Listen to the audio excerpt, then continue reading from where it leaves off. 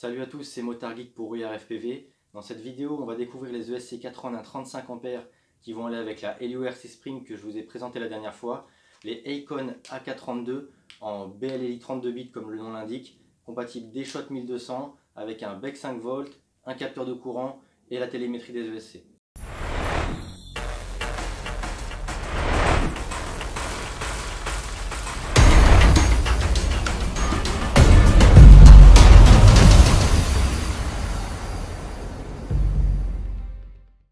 Donc les ESC 4 en 1 Acon AK32 35A. Donc je les ai choisis tout simplement parce qu'ils sont compatibles 6S, même si je cherchais que du 5S. Et en France on trouve à peu près que ça. Je les ai achetés 70 € chez Drone FPV Racer. On va regarder tout de suite ce qu'il y a dans la pochette. Donc on retrouve en toute logique les ESC, sur lesquels on va s'attarder juste après. La connectique et un petit condensateur. Condensateur 330 microfarad 35 volts. Hop, ça fait pas énorme, mais comme on peut le voir ici et ici, il y en a d'autres sur les ESC. Ensuite, dans la pochette, il y a une petite notice. Ça, c'est pas négligeable, même si c'est rarement bien compliqué à utiliser. Donc, on retrouve un schéma de câblage. On va le mettre en dessous, voilà, pour la vidéo. Un petit schéma de câblage avec les spécifications techniques et les fonctionnalités de ces ESC.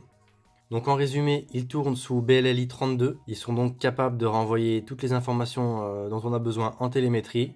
Sur la carte, on a un bec 5 volts qui peut délivrer jusqu'à 2 ampères. Et donc, comme je vous le disais, il y a des petits condensateurs intégrés sur la carte. Il y en a 31 et ils font chacun 10 microfarads et ils sont capables d'encaisser jusqu'à 50 volts. Donc ça fait 310 plus 330. Ça, c'est pas énorme. Peut-être qu'à la place de celui-ci, je mettrais directement un 1000.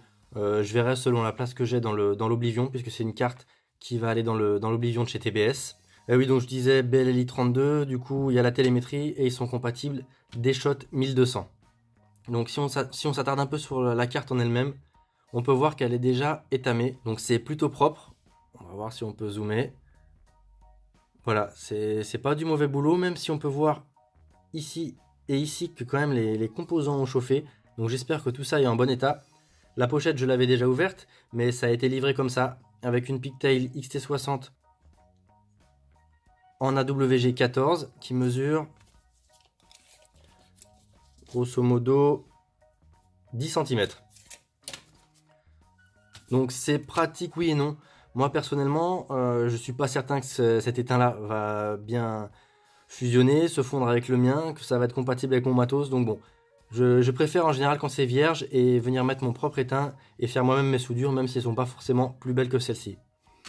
Donc on va pas passer 3 heures sur le schéma de câblage. Si on tient les ESC comme ça, on a les moteurs 1, 2, 3 et 4. Mais ça peu importe, puisqu'avec Betaflight, Butterflight et autres, on peut changer l'ordonnancement des moteurs. Donc on peut mettre la carte comme on veut au final. A priori le plus simple, et encore que non, je vais pas m'avancer là-dessus parce que ça va dépendre des configurations. Ensuite on a la petite prise ici avec tous les fils. Hop, donc de bas en haut on a la télémétrie, le capteur de courant, le SC1, 2, 3, 4. Ensuite le 5 volts, le VBAT et 2 masses. Donc voilà, c'est assez complet, c'est une petite carte plutôt sympa. J'espère qu'elle va être efficace dans tous les cas de figure. Une fois que je l'aurai monté et testé, un peu plus tard je vous ferai un retour dans les vidéos WA Feedback. On peut quand même regarder rapidement combien pèse la carte. Hop. Donc là avec le Pigtail, la Pigtail XT60, on est à, je sais pas si ça se voit à la caméra, 20 grammes, 21 grammes, et si on rajoute le connecteur, 22 grammes. Bon, c'est pas hyper lourd, surtout qu'on a quand même les câbles AWG 14 et tout l'étain dessus. Donc on est dans la norme entre guillemets. Et ensuite niveau encombrement, on peut mettre un coup de pied à coulisse, 37 mm par, donc là on est un peu plus large, 45 mm, sachant qu'on a des trous, des trous pour les montages au format 30 par 30, enfin 30,5 par 30,5. Donc la carte C'est du classique pour des ESC 4 en 1. Il n'y a plus qu'à espérer que ça fonctionne bien avec la carte Helio RC que j'ai prévue. Et le tout en 5S et pourquoi pas 6S. Même si je suis pas certain que les moteurs soient compatibles en 6S. Donc voilà, si vous cherchez des ESC 4 en 1, 5 et 6S, ça peut être une bonne alternative parce que ceux-là, ils encaissent jusqu'à 35 ampères en courant continu et 45 en burst de 10 secondes. Donc ça laisse quand même de quoi voir venir. Sur ce, je vous dis à bientôt. C'était Motard Geek pour We Are FPV.